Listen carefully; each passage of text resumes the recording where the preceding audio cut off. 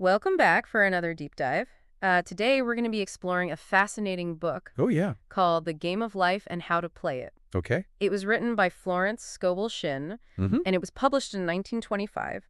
Good. And it's kind of a blend of spirituality and practicality. It's Oh. almost like a guidebook for understanding the rules of life, Mm. so you can play it more consciously and win. Yeah, what's interesting about Florence Scovel Shinn is she kind of taps into this universal desire that we all have. Yeah, We all want to understand our lives. And right. we all want to have some control Yeah, absolutely. over our lives. And she offers this system Yeah, for success and happiness by aligning ourselves with these spiritual laws okay. that she believes govern the universe. So the book actually starts with this idea that life is a game, Mm. but not one of chance. Right? To win, you need to understand these underlying spiritual principles Right. and how to apply them. Yeah. It almost feels like a big responsibility. So does Shin give us any Right. practical advice on how to do that? Absolutely. So Yeah. she breaks down the mind into three parts. Okay. The conscious, the subconscious, and the superconscious. Okay. But she really emphasizes Yeah. the power of the subconscious mind. Mm-hmm. This is the part of the mind Mm. that she believes can actually manifest our thoughts and images into reality, Okay. So whether they're positive or negative. so it's not just about thinking positive thoughts, but actually being mindful of what we allow into our subconscious. Exactly. Oh, wow. Exactly. She shares this story about a woman Uh-huh. who, as a child, Mm-hmm. loved pretending to be a widow. Okay. She would even dress in black. Oh, wow. What's interesting is that later in life, she tragically became a widow for many years. Wow, that's a little eerie. So even a seemingly harmless childhood play can have a lasting impact on our subconscious. Absolutely. It kind of makes you think twice about the kinds of messages we absorb early on. It certainly highlights the need for awareness. Hmm. And this idea ties directly into Shin's law of prosperity. Okay. She believes that God, or infinite intelligence, Mm-hmm. is the source of all our supply, Okay. but we have to use our thoughts and words Yeah. correctly to access that abundance. So it's not enough to just wish for something. You have to actually believe it's possible. Exactly. And she gives a great example of this. Okay. She tells the story about this woman Yeah. who was facing a lawsuit and really needed $3,000. Oh, wow. And instead of panicking, Right. she acted as if she was already wealthy. Okay. She refused to give in to fear or doubt. Yeah.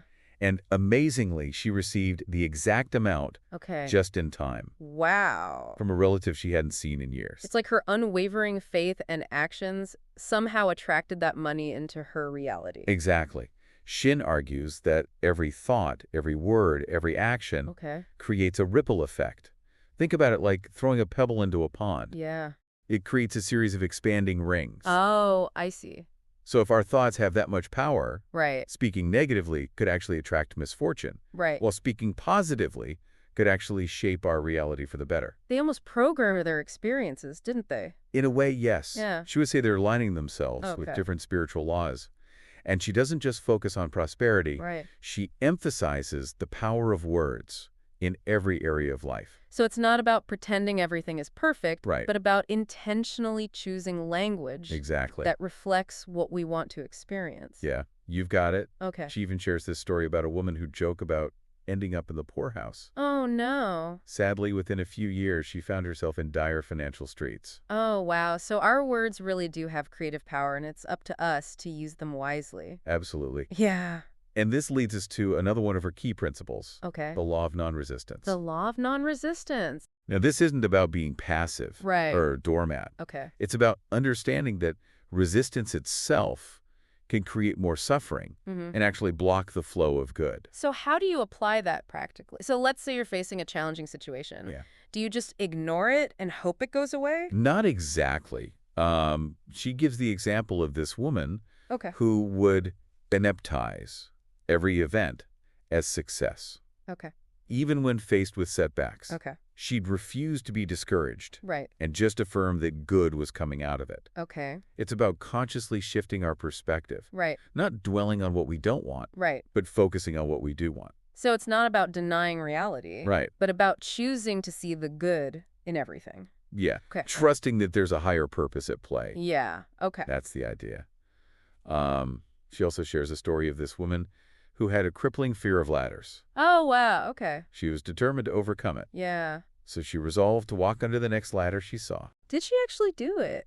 Well, when she returned to the bank vault where the ladder usually was Mhm. it was gone. Oh, wow. Shin uses this to illustrate how fear Right. often attracts the very thing that we're trying to avoid. It's like that saying, what you resist persists. Exactly. By choosing to face her fear, Right. she shifted the energy and Yeah. the ladder literally disappeared.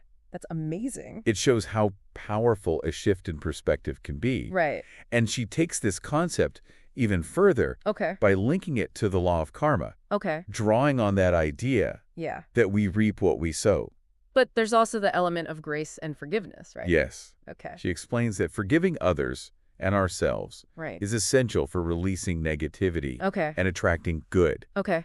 Holding on to resentment, Mm-hmm. she says, creates disharmony within Yeah. and can actually manifest Yeah. as physical illness. So our inner state is reflected in our outer experiences. Precisely. And she shares an example of this woman who harbored resentment toward many people Mm-hmm. and later developed this mysterious illness. Oh, wow.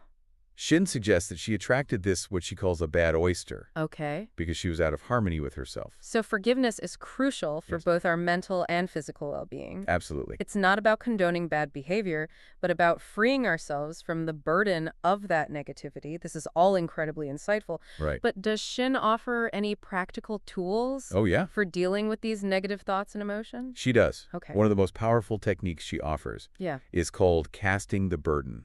Okay. I'm intrigued. What does that involve? It's a method for consciously releasing negative thoughts and conditions Okay. by surrendering them to a higher power. Okay. She describes it like this boulder Mm-hmm. that loses its weight when lifted high above the planet. So it's about letting go of the need to control everything. Exactly. And trusting that a higher intelligence will work things out? Yes, exactly. Okay. She shares a story about this woman Okay. who needed to rent her piano urgently. Mm-hmm. She was feeling really stressed and overwhelmed, Yeah. and she just repeatedly affirmed, Okay. I cast this burden on the Christ within, Okay. and I go free. And I bet the perfect renter appeared just in time. Moments later, a friend called, Oh, wow. wanting to rent the piano. It's amazing how often things seem to fall into place once we let go of the need to control everything. It makes you wonder if we're actually blocking the flow of good by trying to force things to happen our way. Shin would say that we are. Yeah. It's about aligning ourselves with divine intelligence, Okay.